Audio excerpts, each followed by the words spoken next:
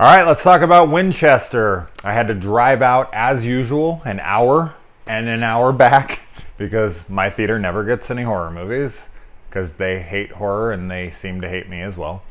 It's always one big conspiracy against me, right? This was a film I was looking forward to.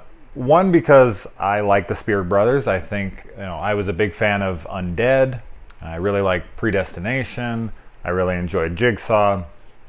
So they were directors that I felt like I could rely on and whatnot. And also I have a huge fascination with the Winchester Mansion. Like when I first heard about that when I was a kid, I just thought it was the coolest thing ever.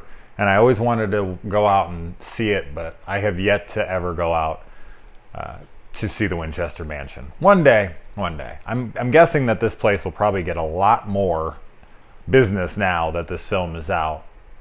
I mean, at least a bump up anyway.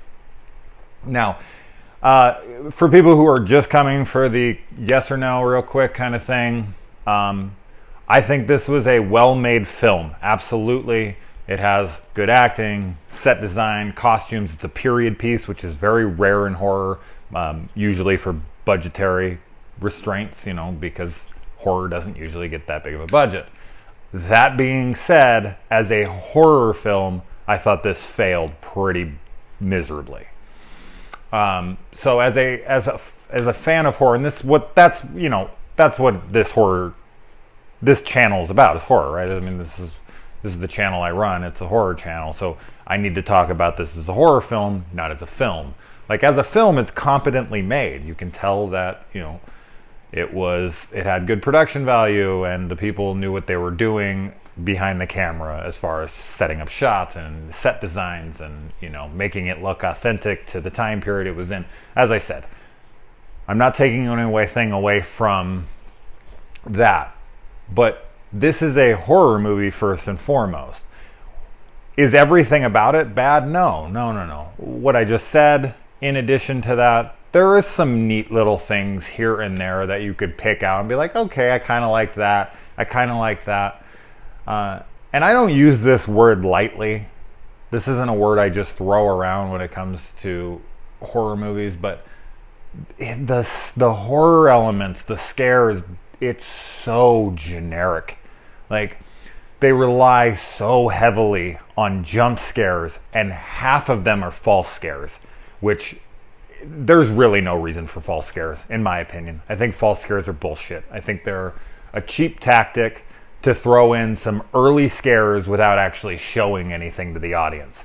Like the friend who's like, ooh, boo, or the cat, or whatever. Fake scares, fake jump scares is like the lowest common denominator when it comes to horror movie scares. I'm more of a tension builder myself as far as like what I prefer in horror movies. That's why I like older films more so than the newer films. Not that there hasn't been movies that have good tension in them today, but that's usually what they relied on in the past, and now it's more the jump, throw things at the screen kind of stuff. And while I've grown accustomed to that, and I accept that as part of the progress of film, and that's what the audiences are demanding, so that's what they're giving them.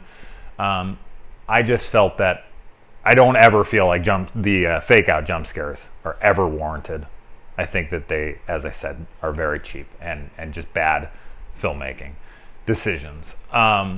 This film relies very heavily on fake out scares that aren't done by anything like a ghost or whatever, and that's just not okay. And another good majority of the jump scares within the film are those, I saw it for a half a second, done, like the music, done, like the really loud bangs and this and that to get the reaction out of the crowd. It's all just cheap shit, and there's seriously almost no tension being built here.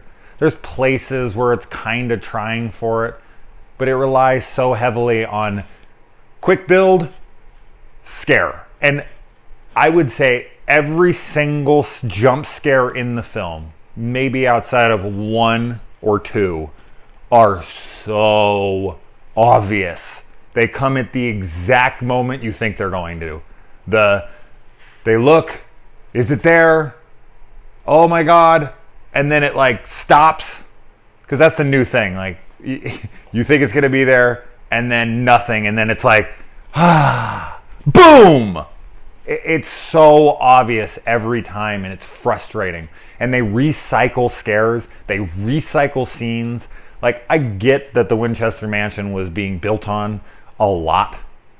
24 hours a day for like 20 some years. I get it. And that's what's intriguing about it. So that they needed to continue to keep showing that these guys are building 24/7 like they were. But I would have to go back and rewatch, but I'm pretty sure it was the same scene. Because they would use it as like a transition cut, and they would just put that in the middle like they do in any TV show, where they like show Gotham City for like half a second in Gotham or whatever when they're transitioning between scenes. And I swear that transition scene in that little scene they use is the same shit over and over again. And as I said, they just recycle stuff. I was not a fan of this movie. Oh man, I was bumming. On a lighter note, I did see, and this was what was kind of sad about it, was when I was sitting there in the theater, I was sitting there taking everything in for the review, of course. And I had seen this in a double feature with I, Tonya, starring Margot Robbie. And I just thought that was fucking fantastic. I thought everything about it was wonderful. Margot Robbie was fantastic, Sebastian Shaw, everyone. I laughed and I cried and I was so like compelled and this and that. And the whole time I was watching this, all I was wanting to do was talk about I, Tonya. Like when I got out of the theater, and that's not a good thing. Like I will, and I will with my friends and whatnot. But when I'm sitting there and all I want to do is talk about the other film that I saw, that's poor. That's a poor sign here. I really like that Sarah Snook is in this. She's not a traditional leading lady, but I love that they've brought her along, with them since she was in Predestination. I really liked her in Jezebel, and I'm a fan of Sarah Snook in general, just because I think she's a good actress, and because, as I said, I don't think she fits that traditional Hollywood look, and she wouldn't get a lead starring role in a bigger Hollywood budget movie these days. Helen Mirren and Jason Clarke are both very good. They are well acted. That's what I'm saying. The film is adequately made. Like, you go through and check the boxes, but when it really comes down to it, the horror element, which is what the people are going to see this for, is just not there.